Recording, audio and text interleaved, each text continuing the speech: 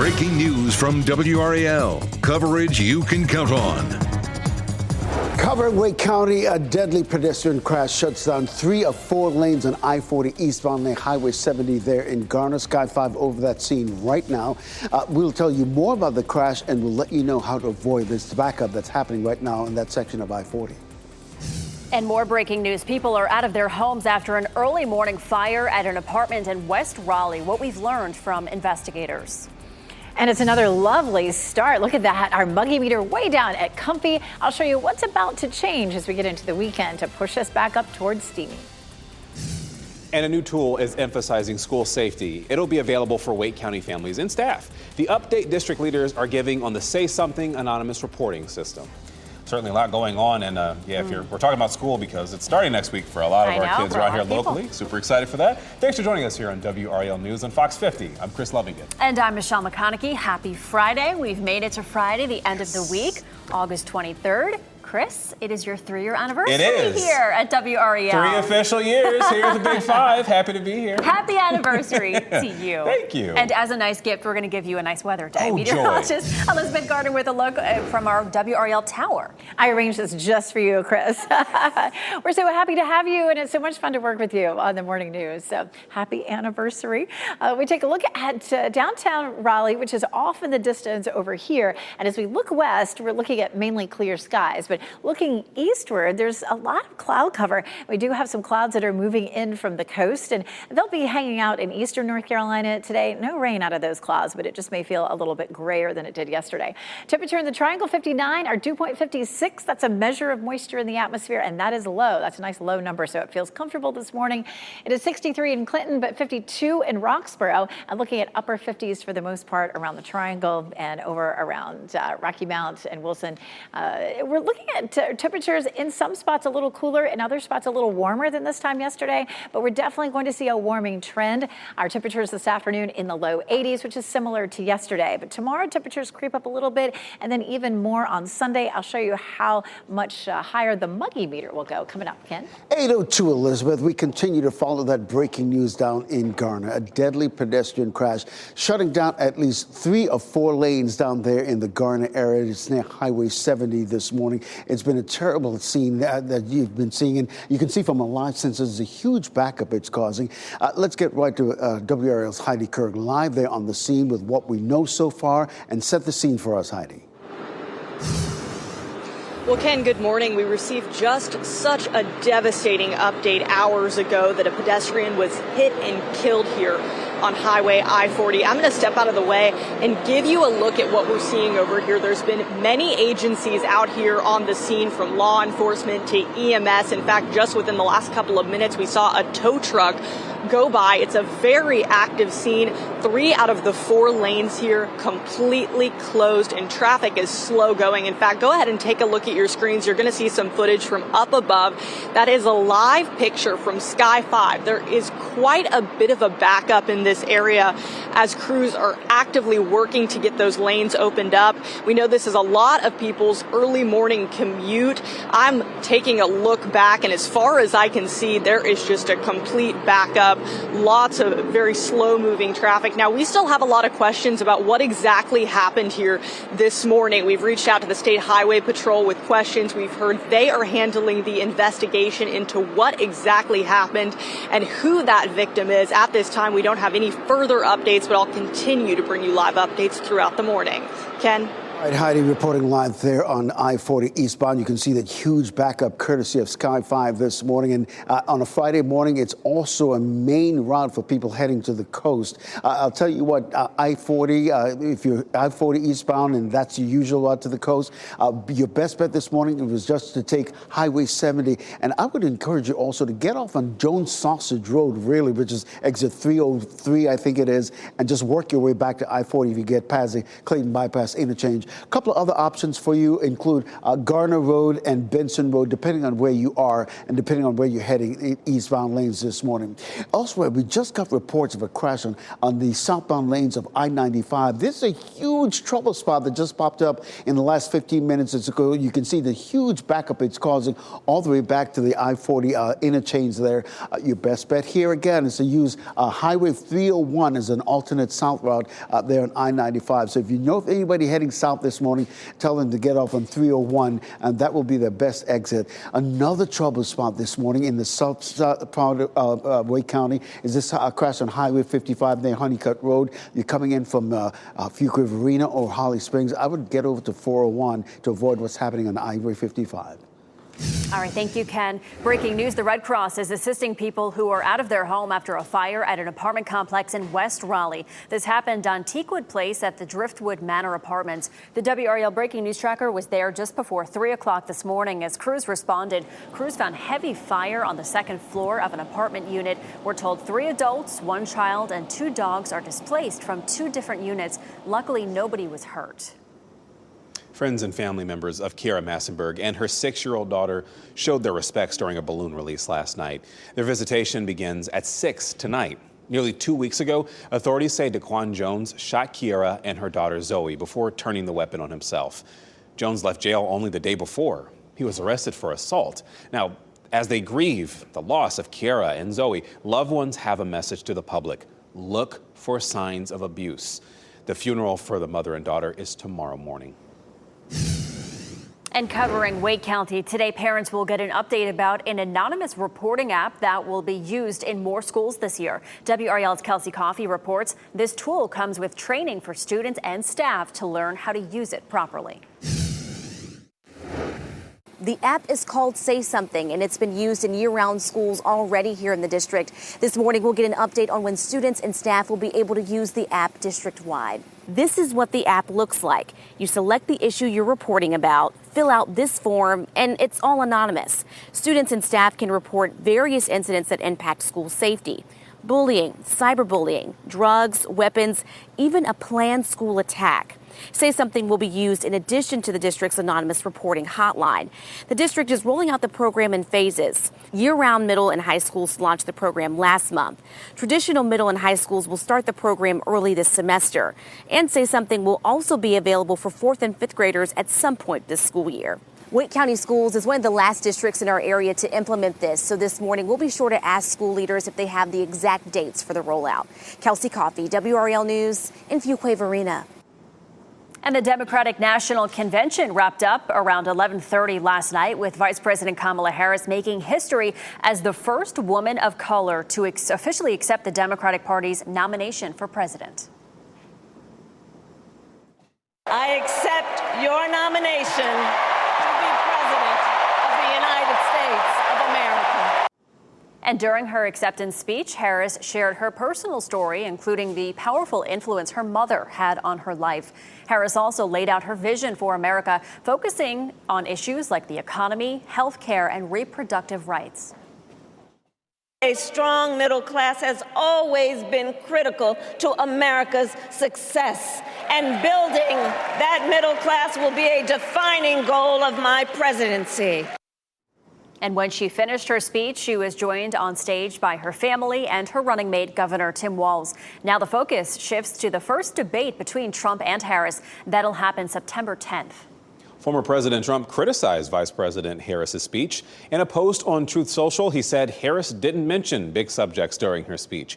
He also gave a critical response about Harris during an interview with Fox News after the convention night. She is a Marxist with open borders. She's not going to have any fracking in Pennsylvania. She's going to close down the oil and gas industry, and our country is going to go bust. Yesterday, Trump toured the U.S.-Mexico border in Arizona. He reiterated his pledge to shut down the border and deport millions of undocumented migrants.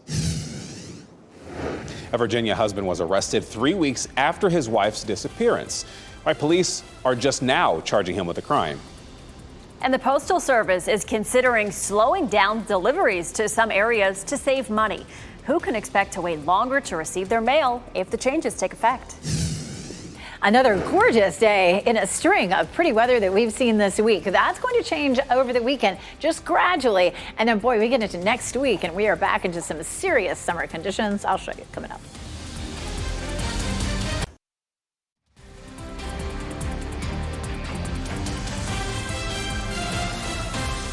Happy Friday. Time now is 8:13. This is a live look in Fenton and Cary. Beautiful start to your Friday morning. That lower humidity, blue skies, couple clouds in the sky, but overall a gorgeous day. But Elizabeth, these lower humidity days, they're going away.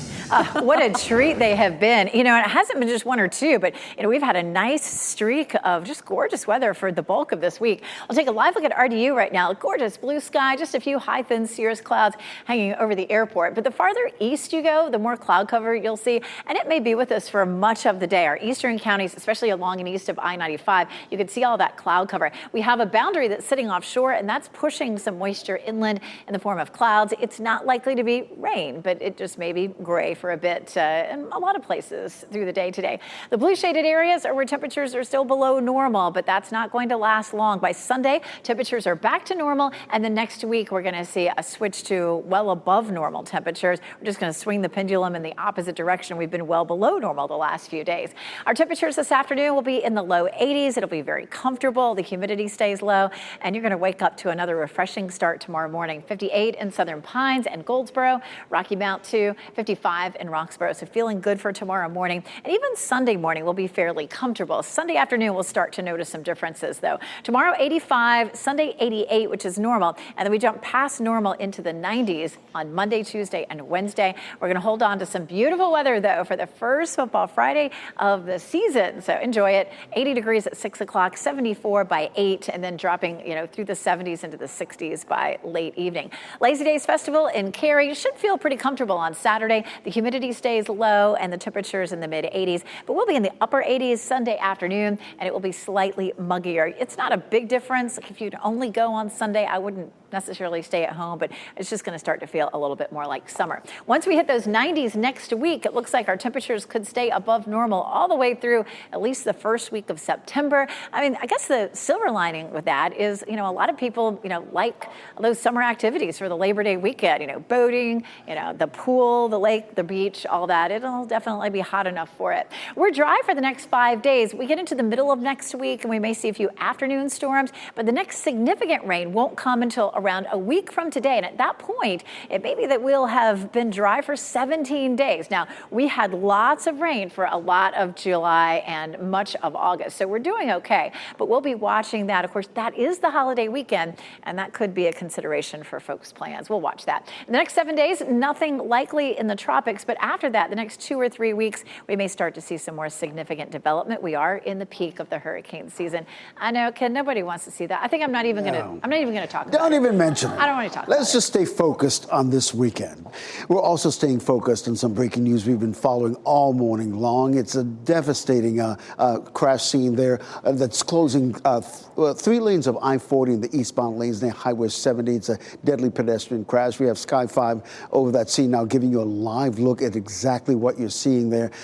You can see a heavy law enforcement, State Highway Patrol, DOT crews all there. You can see the tow truck just loaded that vehicle onto that vehicle at this point. We know that one person who was hit died as a result of this crash. As Sky 5 pulls back now, you can see the huge backup that we're seeing in that section of I-40 in those eastbound lanes there, down there in Garner. I can tell you right now that that backup stretches for a long, long way, and you will definitely want to avoid that area. Highway 70 is really your best bet in terms of avoiding that area. Got to tell you about another trouble spot really quickly. Down on I-95 in the southbound lane near Four Oaks, beginning specifically near Keene Road. It begins all the way back to Highway 96 and stretches for quite a distance. Your best bet here is to exit on Highway 96, get over to 301, get past Four Oaks, and work your way back to I-95 South. So if anyone heading south on I-95, please give them that alternate route that I just mentioned. All right, thank you, Ken. Look at this. Not one, but 3 water spouts appeared off the coast of Palm Beach, Florida yesterday. The Palm Beach Police Department shared this video on its Facebook, and you can clearly see the 2 funnels here. The third is hard to spot, but if you look close enough, you can see it there. And someone on the beach filmed this video showing the 2 funnels spinning and swirling around each other. The National Weather Service says water spouts can be as dangerous as tornadoes. Vice President Kamala Harris made her stance on Israel clear last night.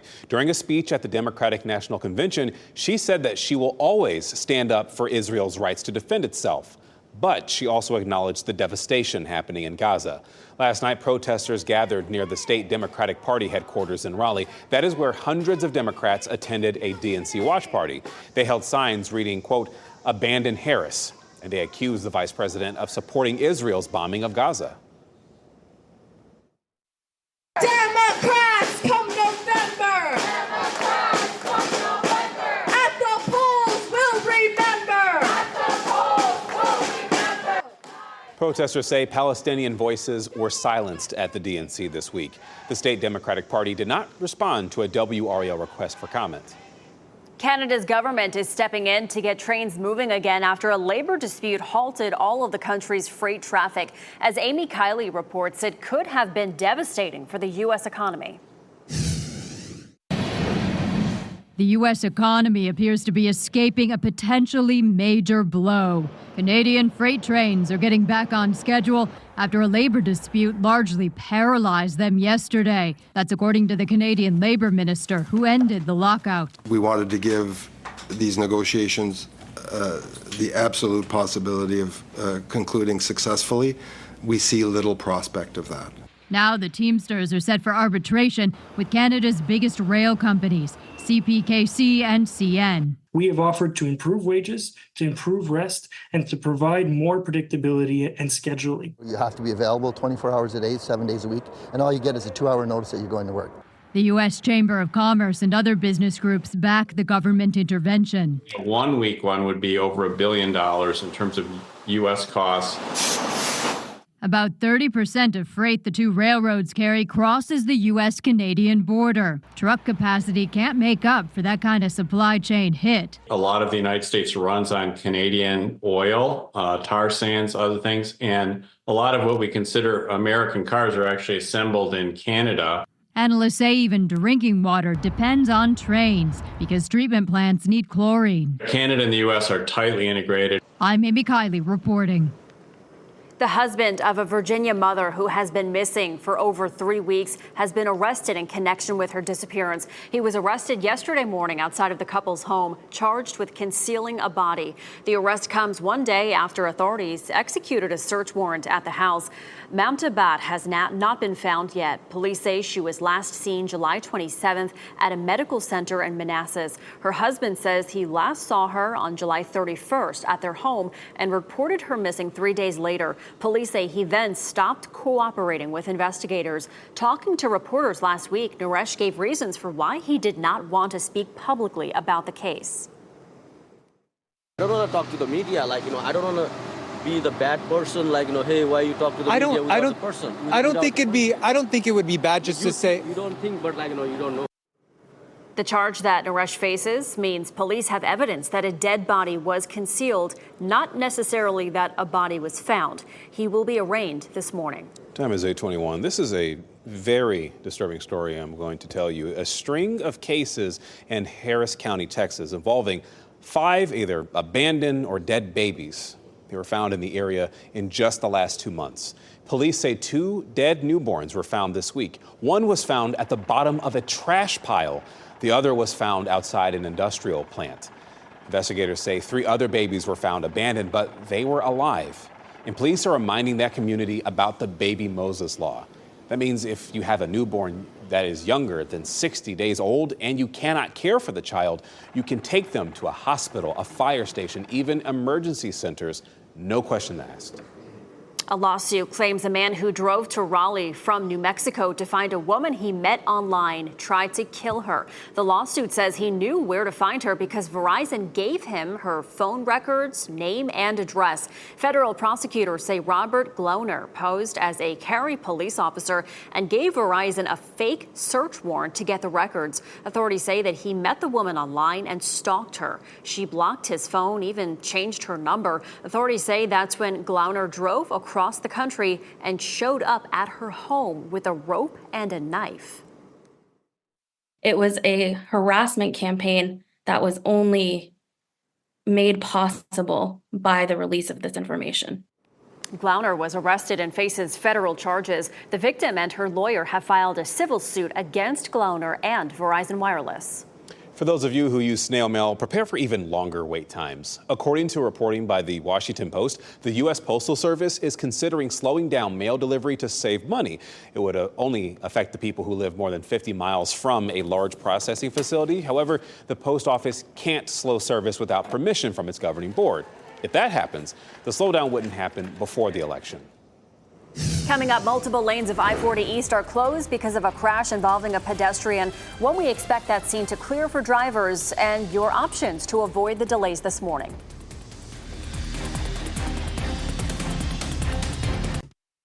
As you get into your car, tune to WRAL News Plus on your radio. In Raleigh on 99.3 FM. In Durham, 96.5 FM. And everywhere on 101.5 HD3. Good morning. Happy Friday. Time now is 8:26. I'm Michelle McConaughey. Ken Smith is tracking some major backups on I-40, Ken. Yeah, Michelle, not a happy commute for anyone on I-40 eastbound this morning. Not a happy news to report as well. A deadly pedestrian crash closing 3 of 4 lanes there on I-40 eastbound near Highway 70. You can see a live picture right now with the help of photographer Keith Baker. Right now, we know that one person died who was hit. Just one lane is open. The State Highway Patrol of the DOT crews and others. We saw a tow truck there a little while ago working that scene. We also got reports of a second crash not far from this scene, right there on I-40 eastbound near Highway 70 as well, working to get a little bit more information about that. Really quickly, I want to get to some alternate routes for you.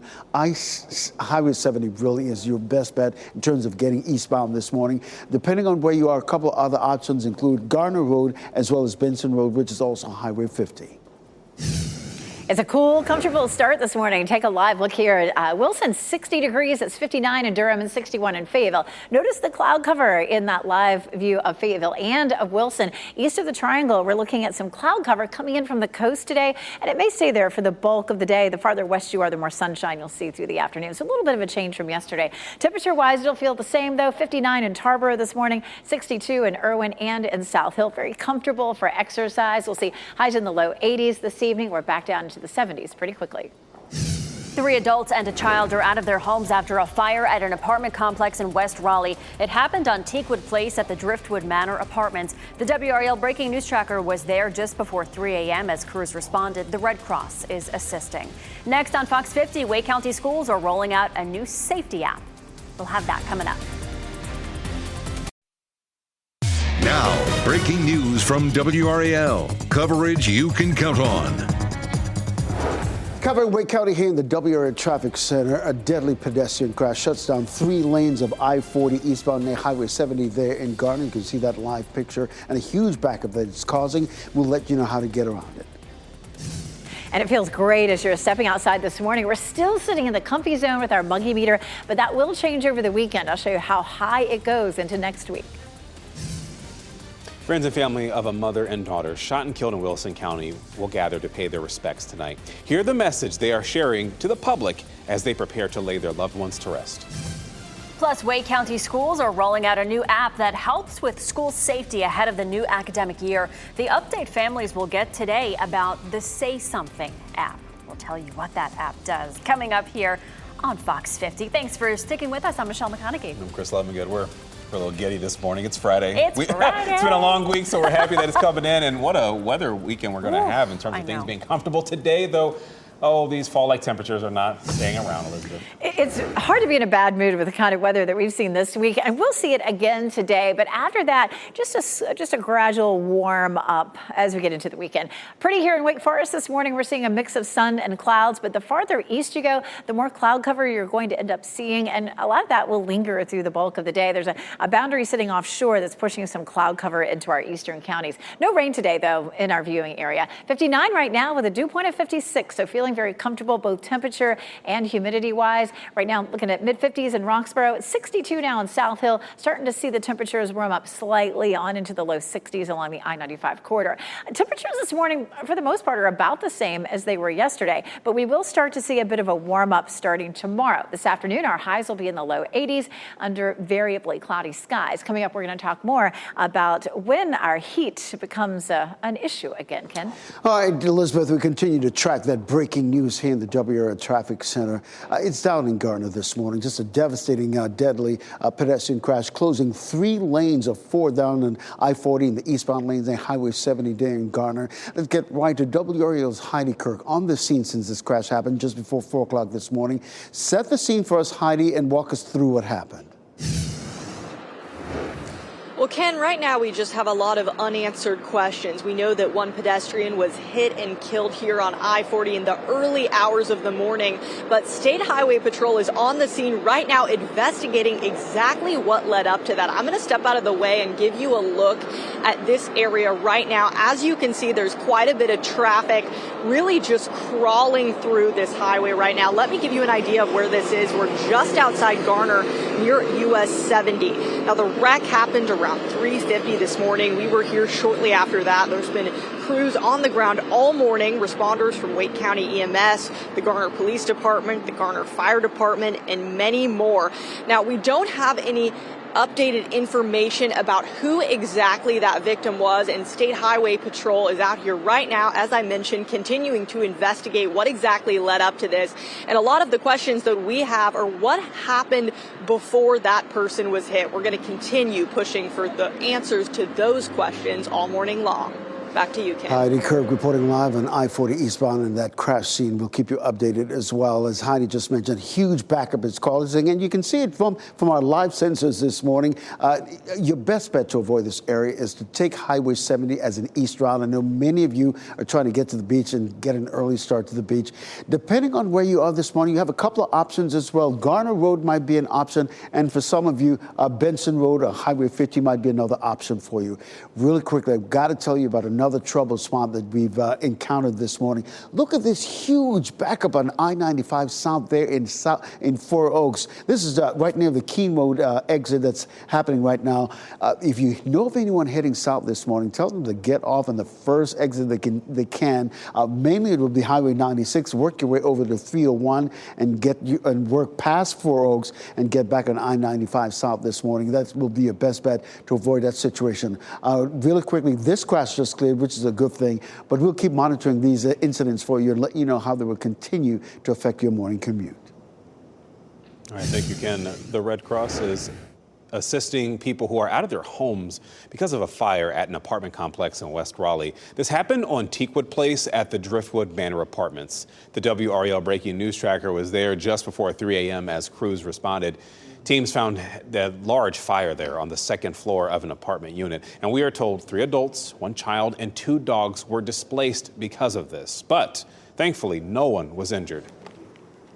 Tonight, friends and family of Kira Massenberg and her 6-year-old daughter Zoe Jones will say their goodbyes. Their visitation begins at 6 o'clock this evening. Investigators say they were killed by Kira's boyfriend, Zoe's father.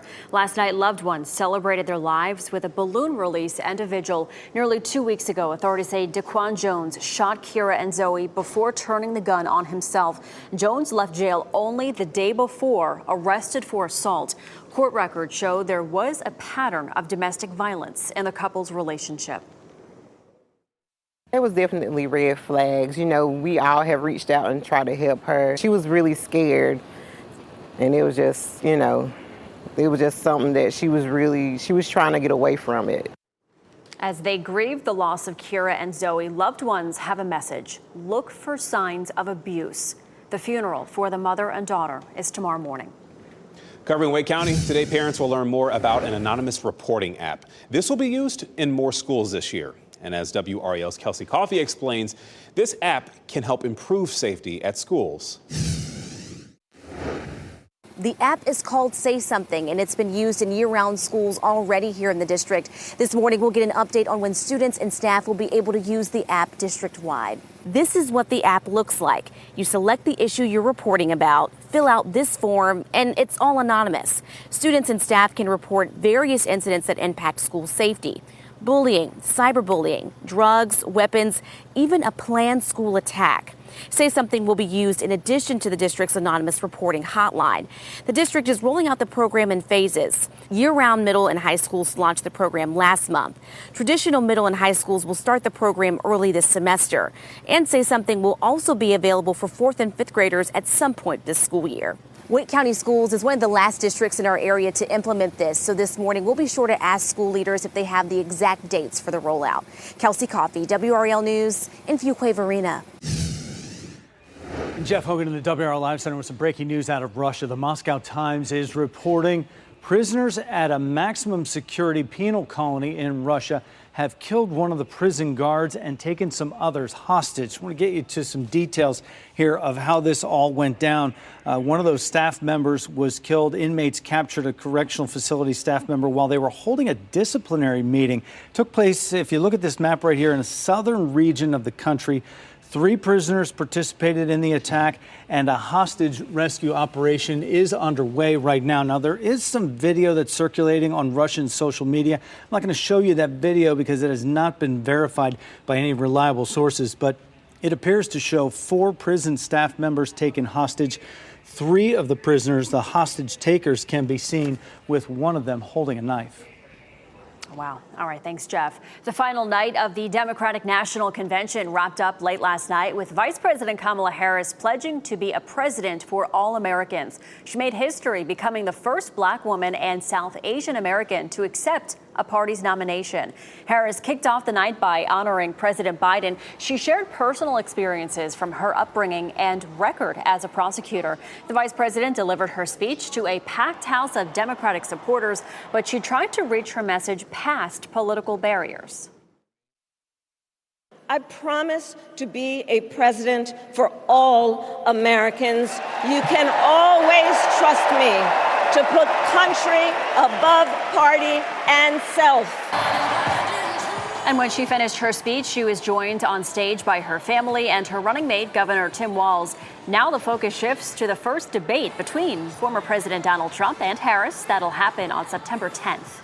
North Carolina Governor Roy Cooper delivered the final speech ahead of Vice President Kamala Harris's keynote speech. Now, he called on voters in swing states across the country to rally behind her. Tonight, I want the American people to know, even if you don't agree with her on everything, Kamala Harris will fight for you to the very end. He also talked about Harris and his time working together as attorneys general for California and North Carolina. Cooper was a potential vice presidential pick, but he withdrew from consideration before Harris made her pick. And Durham Mayor Leonardo Williams also spoke at the convention last night. He told the story about opening his first restaurant in Durham. He emphasized the Biden administration's effort to support small businesses such as his. He said Vice President Harris will continue to do the same.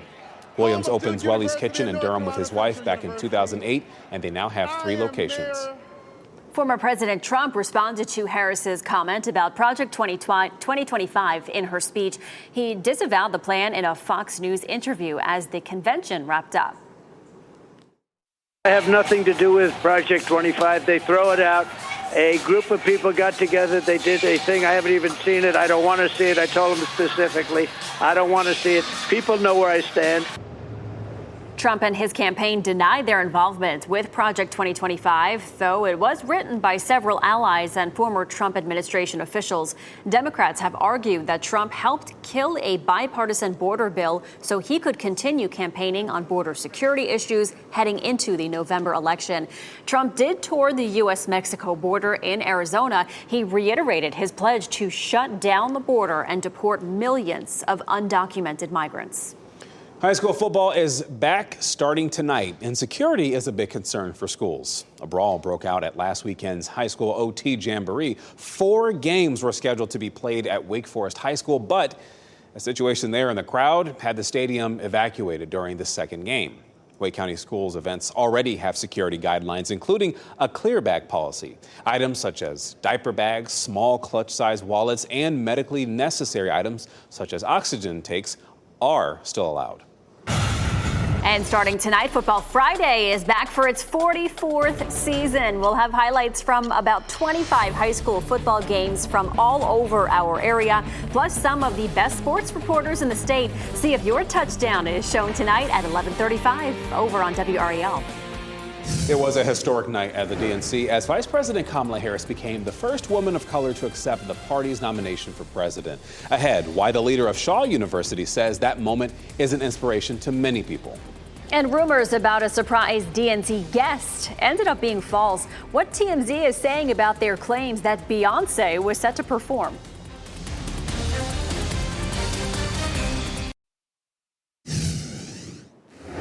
Beautiful start across our area this morning. We take a live look at Wake Forest, and you can see partly cloudy skies here. There's actually a disturbance sitting off the coast. It's pushing in some cloud cover into our eastern counties this morning, and that may linger through much of the afternoon. So parts of the viewing area may be a bit grayer than yesterday. 59 right now. Temperatures starting to creep up, but still very cool and comfortable. Our dew point is 56, and that's a measure of moisture in the atmosphere. When that dew point is in the 70s, which it will be next week, it just feels oppressive and uncomfortable. Dew point of 56 feels very nice. So kind of happy to have that. This is a look at that cloud cover that we were talking about, and you can see some of that now in our northern counties. For the most part, it'll be from Raleigh eastward and along the I-95 corridor. It will probably fluctuate kind of back and forth right across the middle of the viewing area today. So kind of on and off.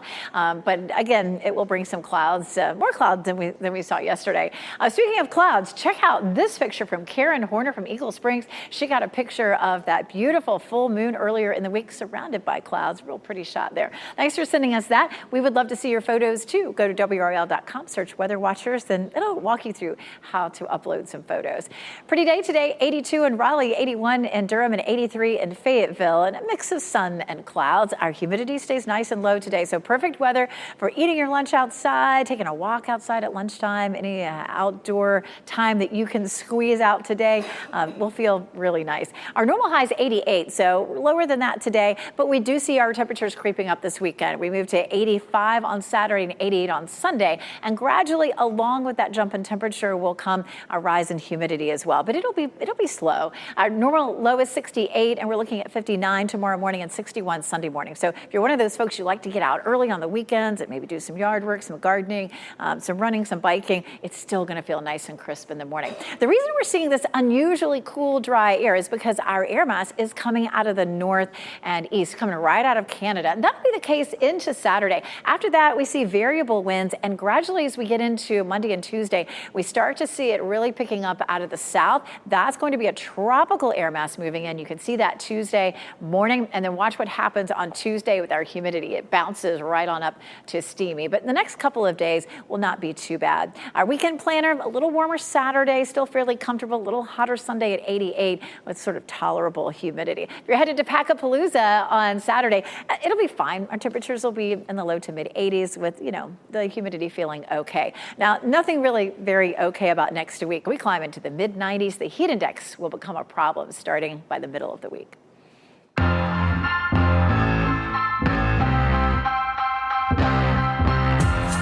The days of summer are coming to an end with many schools starting next week, but you can still enjoy some family fun this weekend at several events, including a food truck rodeo in downtown Raleigh, and the weather's going to be great for it. WRAL lifestyle editor Kathy Hanrahan has all the details in Out and About's best bets. Kathy, let's start off with a big festival happening in Cary.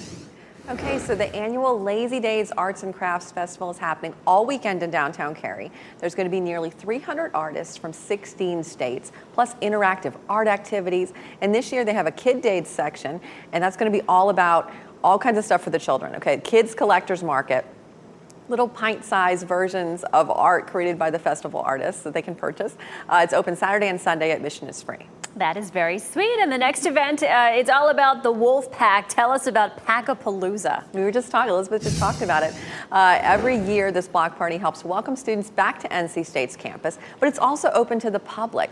On Saturday from 2 to 10 p.m., there's going to be so much fun on Hillsborough Street in Raleigh.